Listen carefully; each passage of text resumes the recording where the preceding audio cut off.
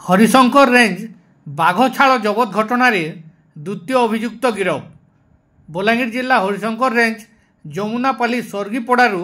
गत एप्रिल 11 तारिख दिन वन विभाग तरफ चढ़ाऊ कर कैलाश कठार घर एक कल्लापथरिया बाघछाल जबत करते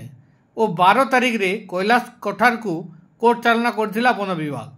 कैलाश कठार बयान अनुसार वन विभाग तरफ गतकाली विलंबित रात्रि रे अन्य अभियुक्त जगन्नाथ कठार को गिरफ्त करथिबा बेले आज ताकू कोर्ट चालना करछि हरिशंकर रेंज वन विभाग। पाटनागढ़ मिर्चा न्यूज टीम ब्यूरो।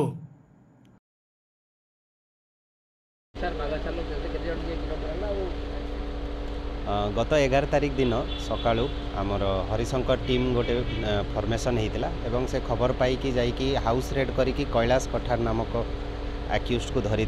तार निज घर ही से आनिकी लुचई रखि बाघछालटी को आमको देइथिला एवं तापरे ताको अरेस्ट करिकी 12 तारिख दिन से कोर्ट फॉरवर्ड होता एवं से अन्य एक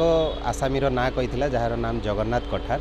ताकू काली से धृत होइछि आम हाथ में एवं ताकू वर्तमान आम कोर्ट फॉरवर्ड करूछु।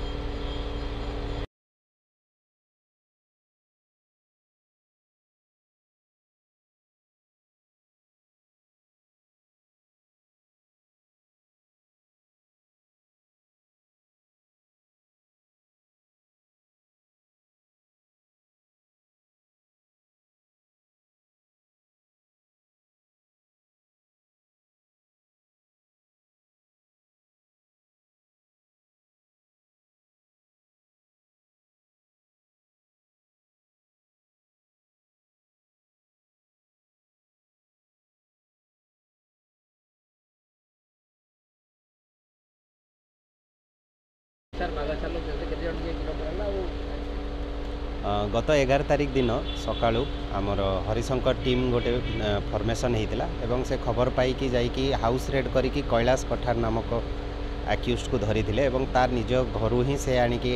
लुचई रखि बाघछालटी को आमको देइथिला एवं तापरे ताको अरेस्ट करिकी 12 तारिख दिन से कोर्ट फॉरवर्ड होता एवं से अन्य एक आसामीर ना कही जार नाम जगन्नाथ कठार ताकू काली से धृत होइछि आम हाथ में एवं ताकू वर्तमान आम कोर्ट फॉरवर्ड करूछु।